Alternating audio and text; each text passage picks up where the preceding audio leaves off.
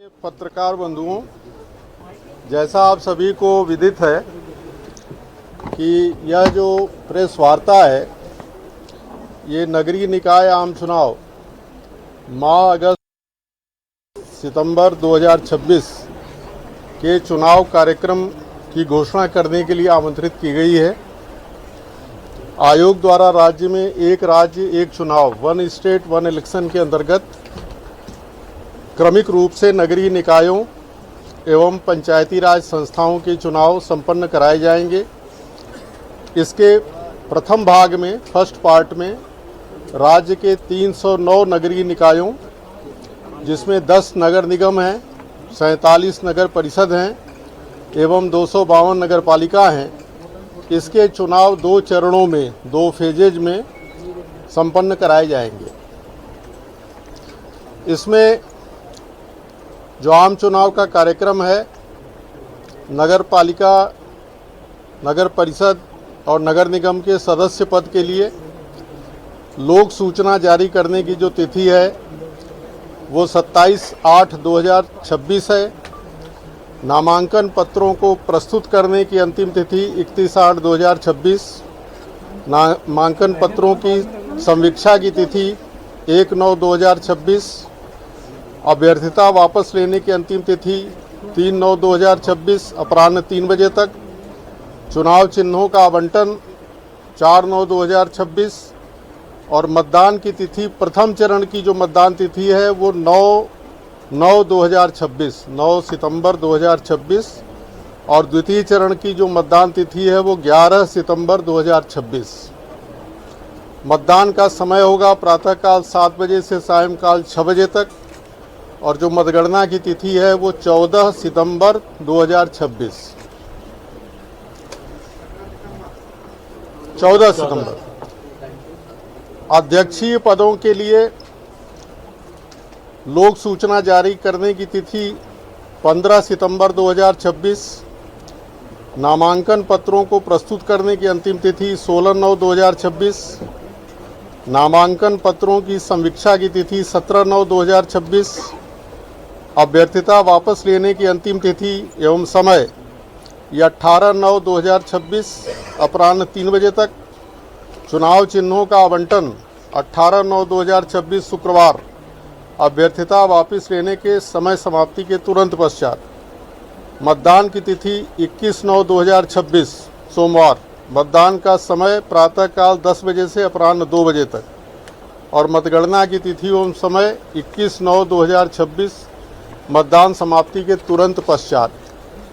इसी तरह से जो उपाध्यक्ष पद होगा नगर निकायों का, उसके निर्वाचन की तिथि है 22 सितंबर 2026।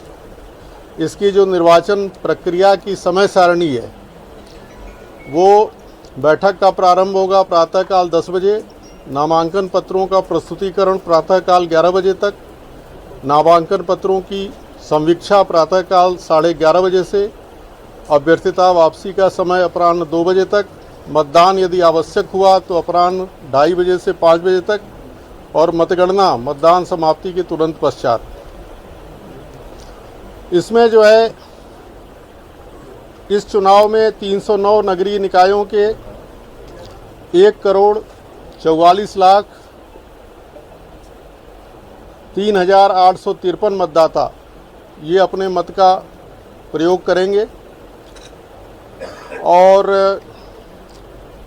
पिछला जो चुनाव हुआ था उसमें 196 नगर पालिकाएँ थी वर्ष 2019 में और अब जो है कुल 309 नगर पालिकाएँ हो गई हैं। और जो अपने नगर निगम जयपुर में सबसे अधिक मतदाता हैं ये 24,20,839 और नगर पालिका इंद्रगढ़ बूंदी जिला, उसमें सबसे कम मतदाता हैं 4,744।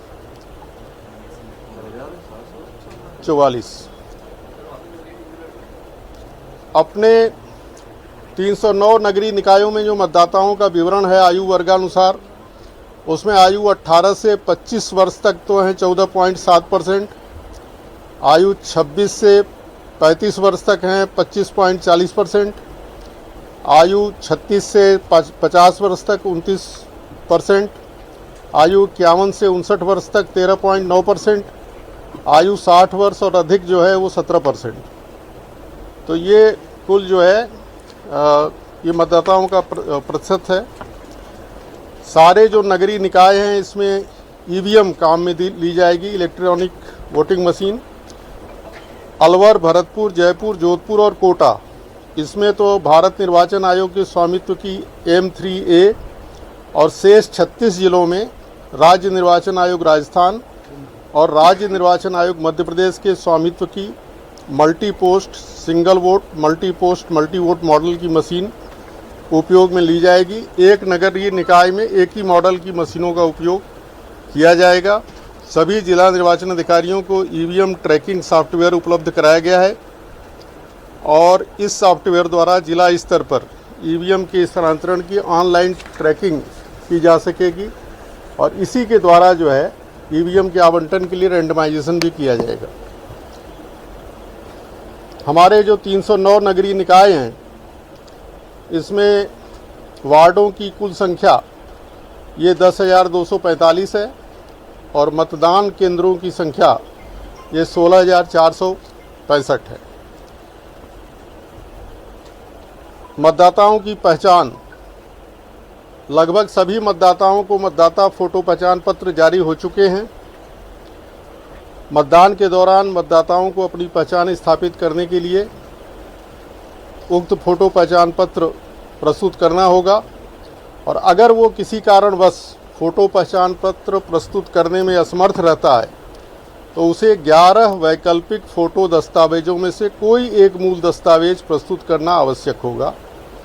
इसमें जो बीबी जी राम जी मनरेगा कार्ड भी है, बैंकों डाकघर द्वारा जारी किए गए फ़ोटो युक्त पासबुक है, स्वास्थ्य बीमा स्मार्ट कार्ड है, आयुष्मान भारत हेल्थ कार्ड है, ड्राइविंग लाइसेंस, पैन कार्ड, भारतीय पासपोर्ट, फ़ोटो युक्त पेंशन दस्तावेज, केंद्र और राज्य सरकार या लोक उपक्रम पब्लिक लिमिटेड कंपनियों द्वारा जो फ़ोटो युक्त सेवा पहचान पत्र, सांसद और विधायकों को जो सरकारी पहचान पत्र दिए जाते हैं और जो यूनिक डिसेबिलिटी कार्ड है, ये 11 दस्तावेज जो है वो और मान्य होंगे, लेकिन वो तभी मान्य होंगे जो अब इस नगरपालिका निर्वाचन की अभी घोषणा हो रही है, इससे पूर्व में जो जारी किए गए हैं तो उन्हीं को मान्य किया जाएगा। एक हम लोगों ने मतदान सहायता केंद्र वो मतदान भवन के नज़दीक जो है बनाया है, तो नवीन परिसीमन के कारण वार्डों की सीमाओं में परिवर्तन संभव है, इस कारण से मतदान केंद्रों में भी परिवर्तन संभावित है। तो इन सहायता केंद्रों पर मतदाता को मतदाता सूची में उनका क्रमांक और बूथ संबंधी जानकारी ये उपलब्ध कराई जाएगी। 309 नगरीय निकायों में 2 चरणों के चुनाव के लिए मतदान, मतगणना और अन्य कार्यों हेतु लगभग 1,15,255 कार्मिकों को नियोजित किया जाएगा और इसके लिए जो है जिला निर्वाचन अधिकारियों को रैंडमाइजेशन के लिए सॉफ्टवेयर भी उपलब्ध कराया गया है। इस सॉफ्टवेयर के द्वारा मतदान और मतगणना दलों का गठन किया जाएगा। इन मतदान दलों को 2 स्तरीय प्रशिक्षण भी प्रदान किया जाएगा। चुनाव के दौरान कानून व्यवस्था बनाए रखने और शांतिपूर्ण चुनाव संपन्न कराने के लिए पुलिस बल को नियोजित किए जाने हेतु एक कार्य योजना तैयार की गई है, जिसके अनुसार नगरीय निकायों के 2 चरणों के चुनाव के लिए लगभग 98,790 ये इतना पुलिस बल जो है हम नियोजित करेंगे। 309 नगरीय निकायों के 2 चरणों के चुनाव के लिए प्रत्येक जिले में आवश्यकता अनुसार 1 या अधिक पर्यवेक्षकों को नियुक्त किया जाएगा, जनरल ऑब्जर्वर्स। ये पर्यवेक्षक भारतीय प्रशासनिक सेवा के वरिष्ठ एवं चयनित वेतन श्रृंखला तथा राजस्थान प्रशासनिक सेवा के सुपर टाइम स्केल या इससे उच्चतर वेतन श्रृंखला के अधिकारी होंगे और ये लोग जो है 3 बार जो है वहाँ जाएंगे, चुनाव नामांकन पत्रों की समीक्षा के समय, मतदान के समय और जो मतगणना कार्य है उस समय। आयोग मुख्यालय पर और जिला स्तर पर कंट्रोल रूम जो है वो बनाया जाएगा और ये नियंत्रण कक्ष 24/7 रात दिन कार्य करेगा। जो चुनाव खर्च की सीमा है वो नगर पालिका सदस्य की है 1.5 लाख रुपए, नगर परिषद पार्षद की है 2.5 लाख रुपए और नगर निगम पार्षद की है 3.5 लाख रुपए। लाउड स्पीकर के लिए जिला मजिस्ट्रेट, उपखंड मजिस्ट्रेट या अन्य सक्षम अधिकारी की लिखित अनुमति प्राप्त करनी आवश्यक होगी। इसका प्रयोग रात्रि 10 बजे से प्रातःकाल 6 बजे के बीच पूर्णतया प्रतिबंधित रहेगा। अभ्यर्थियों के द्वारा निर्वाचन में प्रचार के लिए वाहनों की अधिकतम सीमा निर्धारित की गई है। इस हेतु संबंधित रिटर्निंग अधिकारी से वाहन के संपूर्ण विवरण के साथ लिखित अनुमति प्राप्त करनी आवश्यक होगी। जो ये खर्चा अधिकतम है इसका पूर्ण विवरण परिणाम घोषणा के 15 दिवस के अंदर विहित प्रारूप में संबंधित जिला निर्वाचन अधिकारी या उसके द्वारा प्राधिकृत अधिकारी को प्रस्तुत करना पड़ेगा। राजस्थान नगरपालिका अधिनियम की धारा 2 और 24 का संशोधन करके नगरीय निकायों के निर्वाचन हेतु संतान संबंधी प्रावधानों को हटा दिया गया है और ये सूचना जो है सभी जिला निर्वाचन अधिकारियों को आयोग के पत्र क्रमांक 13/7/26 के द्वारा प्रेषित कर दी गई है। दिव्यांगजन जो हैं पर्सन्स विद डिसेबिलिटीज, उनके लिए विशेष सुविधा प्रदान करने के लिए जिला निर्वाचन अधिकारियों को निर्देश प्रदान किए गए हैं और ऐसे मतदाताओं की मैपिंग करना होगा। प्रत्येक जिले में नोडल अधिकारी नियुक्त किया जाएगा और दिव्यांगजनों को मतदान के लिए मतदान बूथ तक लाने और छोड़ने की व्यवस्था भी जिला निर्वाचन अधिकारी द्वारा की जाएगी।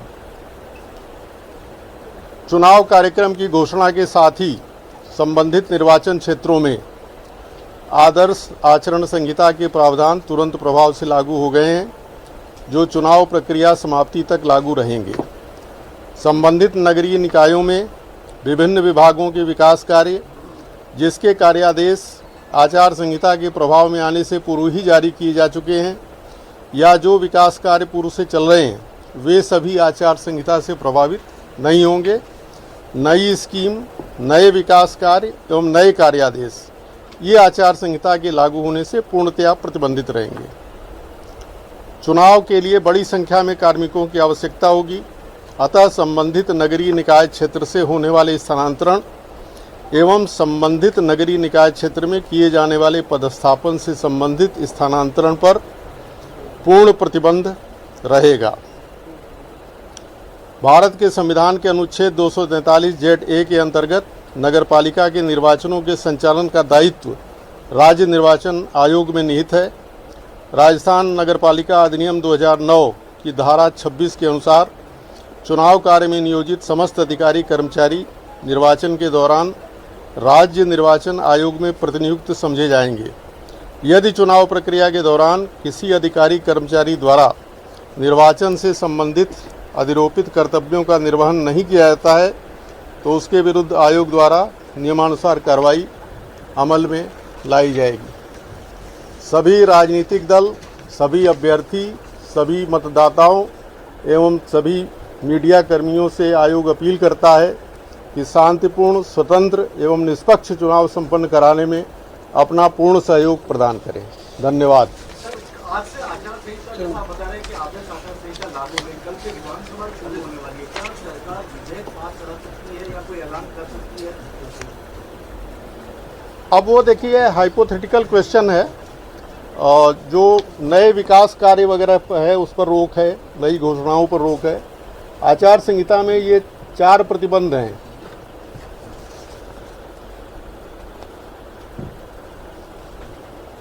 किसी भी रूप में कोई भी वित्तीय मंजूरी या वचन देने की घोषणा नहीं करेंगे, किसी भी प्रकार की परियोजनाओं अथवा स्कीमों के लिए आधारशिलाएं आदि नहीं रखेंगे, सड़कों के निर्माण का कोई वचन नहीं देंगे, पीने के पानी की सुविधाएं नहीं देंगे, शासन, सार्वजनिक उपक्रमों आदि में कोई भी तदर्थ नियुक्ति न की जाए जिससे सत्ताधारी दल के हित में मतदाता प्रभावित हो।